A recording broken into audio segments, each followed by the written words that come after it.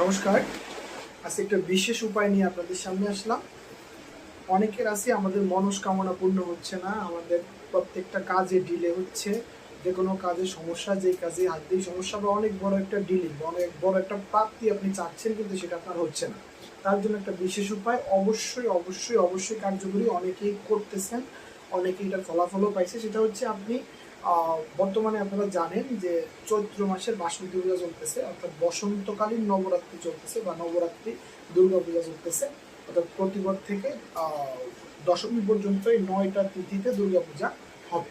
তো আজকে থেকে দুর্গা পূজার অধিবাস শুরু হয়ে যাবে বা বাসন্তী পূজার অধিবাস শুরু হয়ে যাবে। আপনার কাজ হচ্ছে আপনার নিকটস্থ যদি কোনো বাসন্তী পূজা মণ্ডপ থাকে, যদি তা না থাকে নিকটস্থ কোনো কালী মন্দির অথবা নিকটস্থ কোনো শিব মন্দির একান্ত না থাকলে যে মন্দিরে শালগ্রাম শিলায় শ্রীবিষ্ণু নারায়ণ পূজিত হন সেই জায়গাতে আপনি কি করতে হবে, বাজার থেকে 16টা পাকা কলা কিনতে হবে। বাজার থেকে 16টা পাকা কলা কিনে তার উপরে আপনি হলুদ সিঁদুর দিয়ে এই 16টা কলা আপনি মন্দিরে গিয়ে দক্ষিণা সহ নিজের নাম গোত্র সহ মনস্কামনা বলে আপনি নারায়ণের সামনে বা যে যে দেবতার কথা বললাম সেই মন্দিরে গিয়ে দিয়ে আসবেন। এবং দিয়ে আসার পরে আপনাকে কি করতে হবে, দিয়ে আসার পরে আপনার নিজের এই অনুসারে ঠাকুরকে একটা পুজো দিয়ে দিতে বলবেন। আশা করি ফলাফল পাবেন।